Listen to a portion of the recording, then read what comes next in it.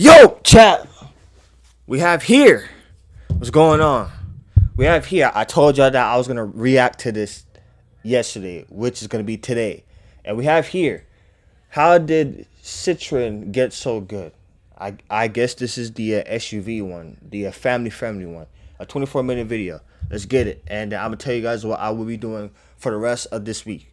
So let's get it. Whoa, I'm tripping. This is the new Citroen C5 Aircross, and it's a little bit like a chaise longue because, well, it's French. Yeah. Now in this video, I'm going to tell you how it compares to those, and if it's any good. To do that, I'm going to talk you around the exterior. Boom, square. I'm going to show you the inside. Stop saving energy, I'm trying to do a blowing video. We'll see how practical it is. We're going to need some more suitcases, and I'll take it for a drive. I'll also tell you what's good about it, which animal has the largest testicles, and what's not so good about it. I'm Matt Watson, and you're watching CARWOW. Visually, from the front, this is quite a smart looking car. It's got some like heft to it. It's big, it's chunky, like the light design. We've got Citroen's new logo there, lots of grille action going on and some like contours in the paintwork. Speaking of which, there is only one standard colour and it is red. Everything else you have to pay extra for. Moving down the side, alloy wheels start at 18 inches and then they rise up to 19, so you can get these optional 20s. You have black surrounds over the wheels with this contouring. Yet again, there's quite a few contours to make it look a bit chunky and off-roady, even though it's not really an off-road at all, is it? And then you have some black plastic cladding down the side there. You can pay extra to go for a two-tone roof. You can't really see it on this car because it's dark blue, and then you've got the black roof bit there. Moving towards the back, actually before we do that, some people might think that Citroen are like a cheapy brand, but the door shut is not cheap sounding. That's pretty nice, that. And normally when you get to the back doors they feel a bit cheaper, but this one, solid. Not so impressed by this. The world's largest charging flap, because this is the electric version. You can get a petrol version, it's pretty much identical. I'll come to that in a bit though. But why do we need this big flap? Anyhow, we have some weird contours here. I'm not sure how I feel about that bit. Cameraman Lewis likes it. I quite like these bits though, these like finny bits for the tail lights. You can, hey, how you doing? Yeah. So I'm just hanging out in my garden doing a review of this car.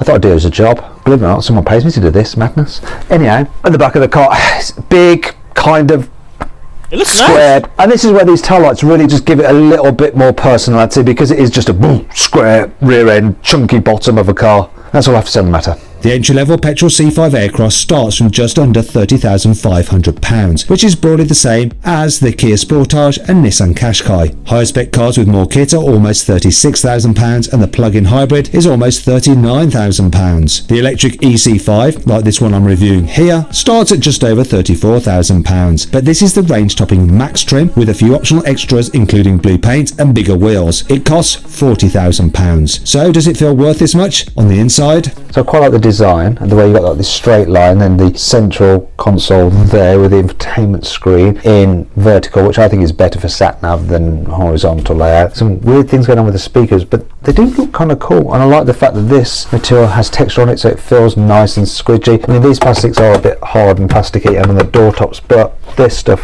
has soft touch material, which is good, and this is soft underneath the armrest, but this other stuff is plasticky, but it's not terrible, and it all feels very, very solid. No shake in that. So the infotainment screen has fairly decent definition on it, and you can actually customize these widgets and move them around and choose different ones for shortcut options. Have I just turned it off accidentally? Come back on. Come back to me. There we come back. There we go. It's in energy saving mode. Well, stop saving energy, I'm trying to do a blowing video. Okay, so the infotainment system is quite easy to use, but yeah, you're going to use your phone, aren't you? So Android Auto, I've got it hooked up here. Let it boot up. There we go. Look, way, zippy, zip, zip. But there is a slight problem. Some of your climate controls are here, like your fan speed. You can just go straight to the menu, some shortcut buttons, but ultimately you are going to have to press the screen. It's not terrible because they're pretty much on screen the whole time. However, if you want to turn on the heated seats, which you have on this top specification car, you have to do this. You have to come out of Android Auto and then you can operate your seats, and then you go back into Android Auto by pressing that up there.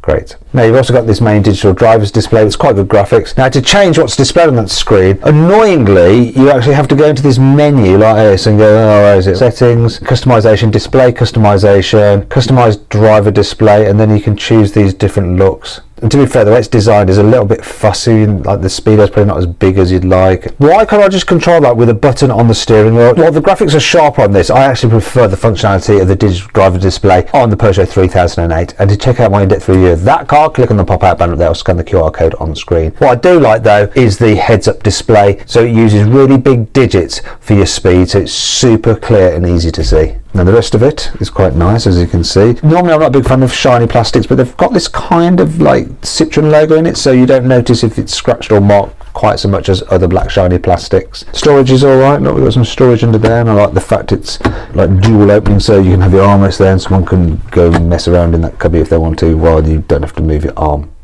Don't know if that's ever a scenario that really happens, but I just thought I'd point it out. You've got a cup holder there, but it's not very big, and you've got your wireless charging pad there. Underneath here you've got some more storage, and you've got your USB-Cs and a 12-volt socket. In here is the glove box. Actually, it's a decent enough size. There is a little bit of a recess there because that is where the fuse box is, but it's not terrible. Door bins are big, as I'll illustrate with a big bottle. Look, the bottle fits no problem at all, and the seating position is fairly good, and there's enough adjustment in the steering wheel. This one has electric seats for the driver. The passenger one is manually operated. The seats themselves, I like the material on them, the way they're kind of like squidgy and soft, nicely contoured. They feel comfortable. There's lots of comfort features in here, such as big mirrors with soft flattering lighting which don't show up your wrinkles too much. I appreciate that. Who's coming in the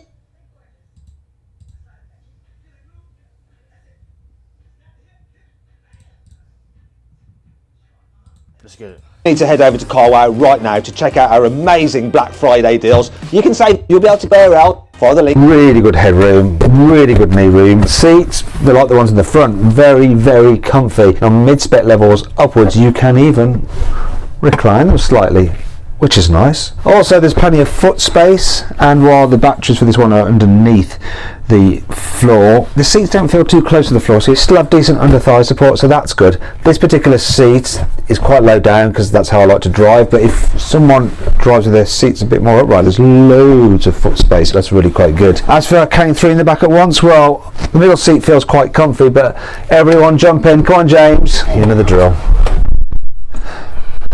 It's a little bit tight shoulder-wise.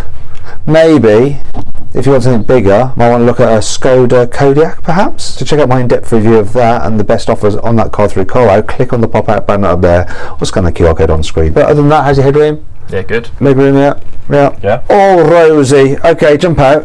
Obviously you have an armrest here, exposed cup holders unfortunately, and you always have this tray thing for putting mobile phones and tablets and stuff like that. You have some seat pockets there, and there's ones there for, once again, mobile phones going into. You've got two USB-Cs there and a 12-volt socket, a pointless little tray there, and another little pointless tray there as well. Big door bins which will fit a large bottle, and the ISOFIX anchor points here, they're behind zips which are a bit awkward to undo, a bit stiff. I'm always fearful of like just breaking the zip and feeling like, oh god, that's just going to be awkward. Let's try and fit a baby seat. I think it's going to be rather simple. It's over here. Whack this in. One. That was easier than I thought it would be. Well, come on, where's the other one? Get in the hole. This is the problem with this type of design. I mean, I guess once you fit it, you're probably not going to remove it that often. But sometimes you're jumping from car to car, moving child seats around. If you're a two-car family, where the bloody hell is the hole? Yeah, got it, finally. But look, plenty of space. I'm pretty sure you don't have to move that. Oh, wait, what? Oh, wait a minute, this seat is quite a bit further back than my usual driving position. This is not fair. Let me pull this level with my driving seat. That's more like it. So that's fair. We didn't set the car up properly before doing this. Sorry Citroen. Sorry. Didn't want to make your car look bad. Sorry. Let's check out the boot on the Citroen C5 Aircross. So this top spec version has keyless entry, and it seems to work every single time. They don't always on these cars. They can be temperamental. Look up right. Has a slightly bigger boot. If you want to see my in-depth video review of that car, click on the pop-out banner up there, or scan the QR code on screen. No copyright, so you can see baby. how much you can save on that car through CARWOW while you're there. So, look, no load lip, which is good. We have quite a bit of underfloor storage. Can I alter the height of this? Yes, I can. Now, I'm going to see how many of these cases I can fit in. Right. They have to fit under the load cover. Am I putting them in the best way possible?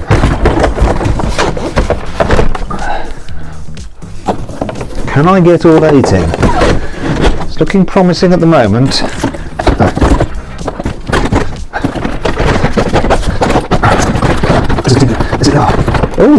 Oh! But the thing is, how is this gonna go down? And up here too. Bear with me. There's one left, but I think if I do a bit of reconfiguration... 5 minutes later.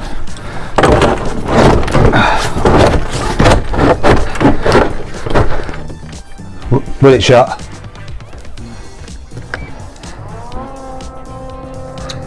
I'm just leaning here. Oh. Everything's cool. That's impressive. Close. All 8. We're going to need some more suitcases. What a big boot. Okay, what else to show you in here? Well, look.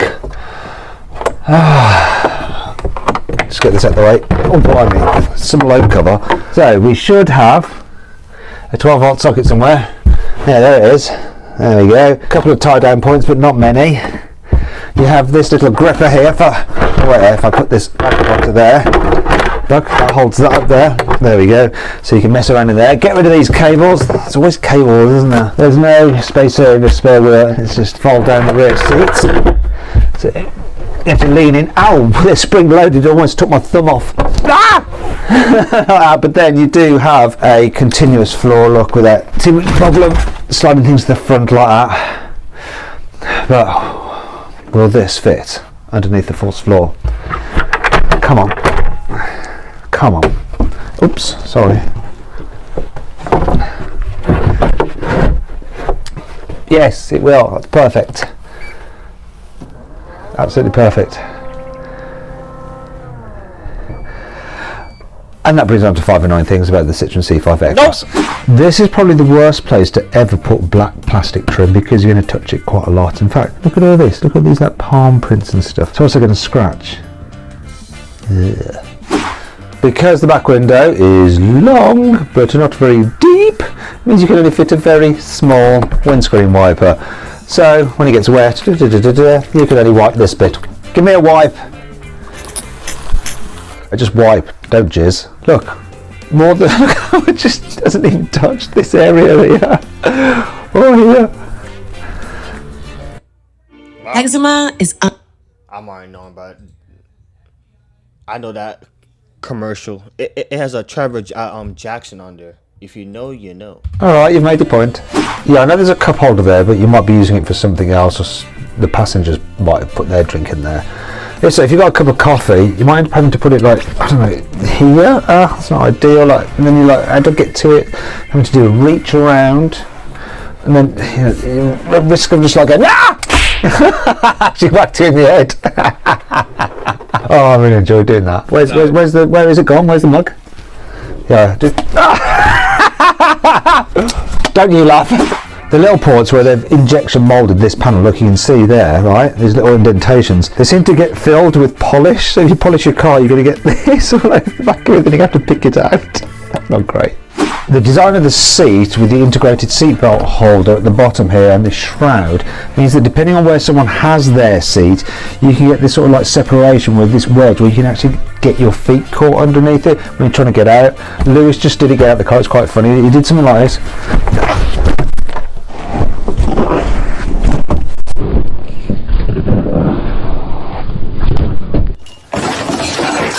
Just like how it was. It's not all bad though. Here's 5 good things about the Citroen C5 Aircross. The doors have hidden, recessed window sills. So if you look down there, you can actually see the seal. It's a bit like the car design version of the infinity pool.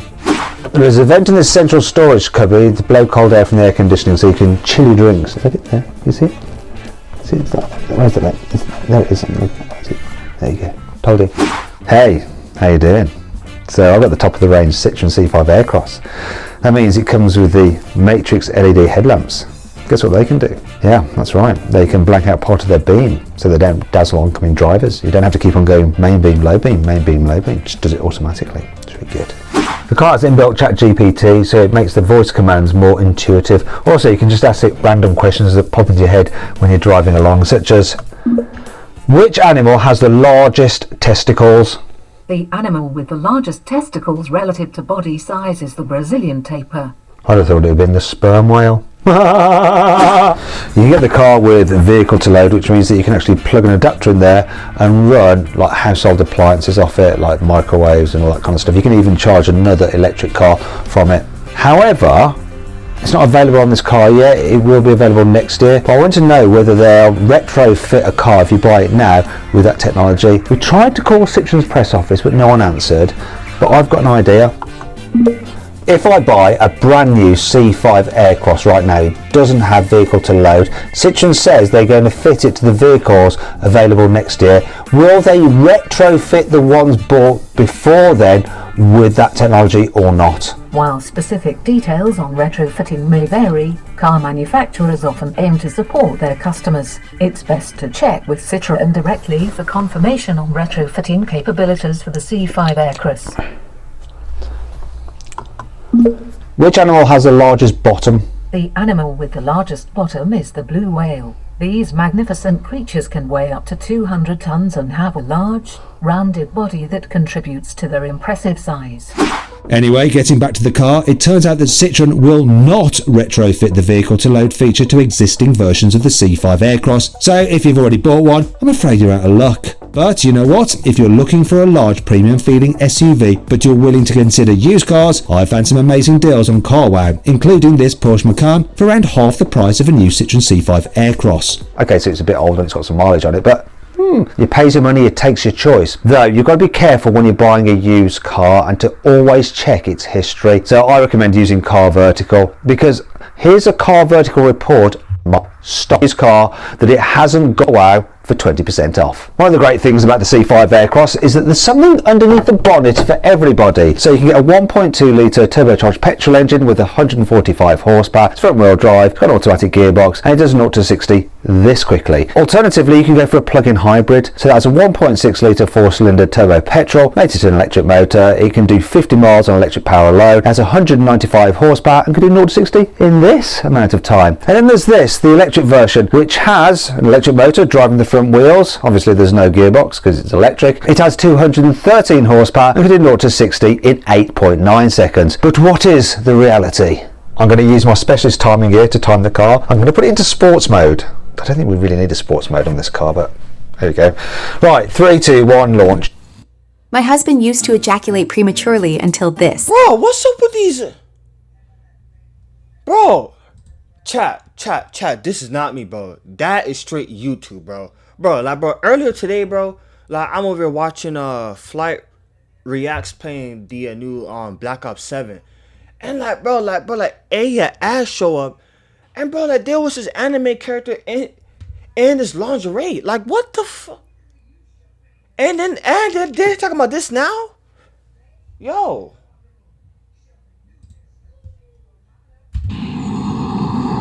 Weird. Steady as she goes. And that's the 60 coming up now. It's kind of thereabouts, isn't it? A little bit quicker, but not by much. Put its power down, okay, no wheel slip. Satisfactory, considering how heavy this car actually is. 2.1 tons, it's quite heavy really, isn't it? Obviously away from the lights and to 60 miles an hour is all well and good, and it's like a standard test we like to use in the trade. However, what really matters is, what's this car's like performance when you're putting your foot down when you're just driving and need to overtake or join a busy motorway? Well, let's time it from 30 to 70 miles an hour. Here we go. 30, floor it. How long is it taking? It's this last bit that's a little bit longer, but it's alright. And for overtaking, it's adequate. I think the problem is this motor's having to do a lot of work to shift that mass. Oh look, there's a man walking down a dual carriageway, 70 mile an hour dual carriageway. That's sensible.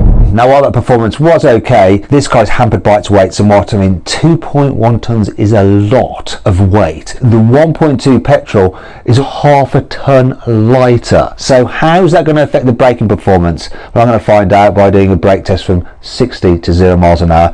Hopefully these good quality Michelin tyres will help this car.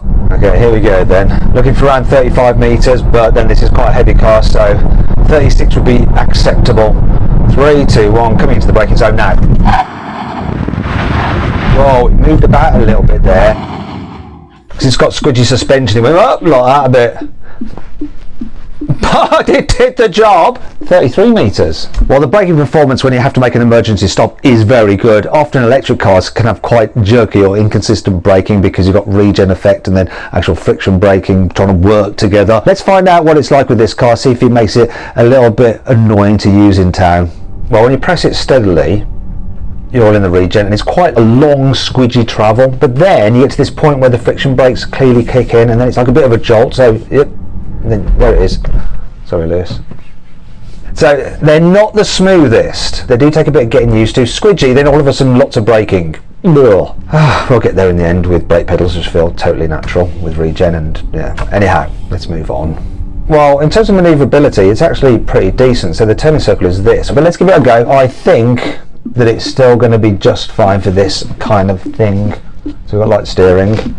Past this Discovery, that should be fine. Now, one thing is, it's quite hard to actually judge where the bottom part of the bumper is on this car. Even though you've got a good view forward, it's quite like a square nose to it, so you're not entirely sure where you are lower down. If that makes any form of sense. It didn't actually, did it? It's not square, it's like curved, and then if it was square it'd be easy.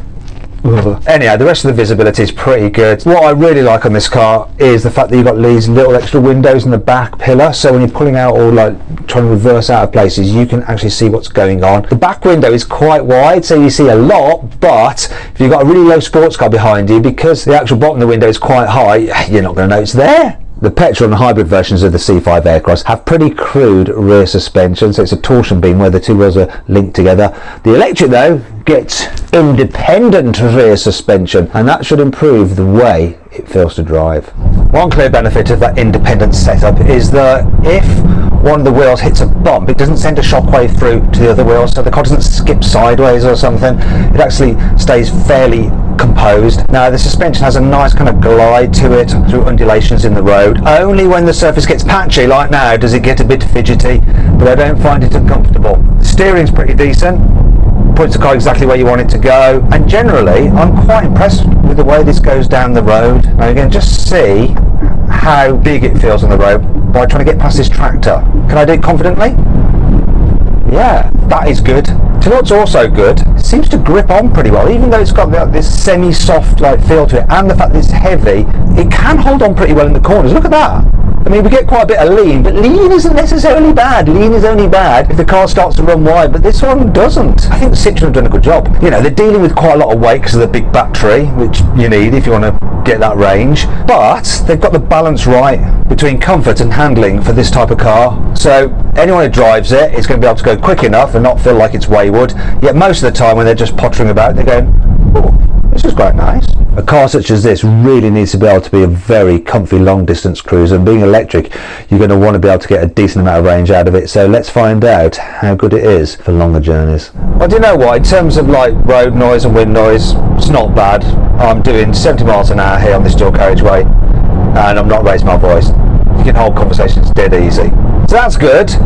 Generally the seats, yeah, you can go a long distance in these, that's also good. In terms of the range that you can go on a full charge, well, it's supposed to do 3.6 miles per kilowatt hour and give you a range of about 320 miles on a full charge. This one is actually doing 3.1 miles per kilowatt hour. And when I multiply that by the usable battery capacity of 73 kilowatt hours, I get a real world range of just under 230 miles. That should be pretty adequate for most people. But Citroen will soon offer a long-range version of the C5 Aircross with a much bigger 97 kilowatt hour battery. According to official test figures, this should be able to do 420 miles on a full charge, but based on my experience with a standard range car, I expect the reality to be more likely around the 300 mile mark.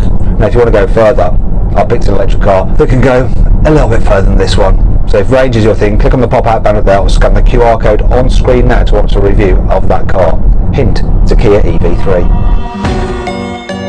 So then, what's my final verdict on the Citroen C5 Aircross? Should you avoid it, consider it, shortlist it, or just go right ahead and buy it? Well, if you're after a big, comfy family car that's got a quirky design, a nice interior, and is actually decent to drive, plus you can get it in petrol, hybrid, and as an electric car, you should go right ahead and buy the new C5 Aircross. Hope you enjoyed the video, and thanks for watching. Chat. Did you know that Cap? Hope y'all enjoyed that video. Chat, I got some Warzone videos coming in this week. And I got some Fortnite gameplays coming in too. It's with me, Twigs, and Russell. You guys already know. I got that on. I got another Warzone video that I may drop tomorrow.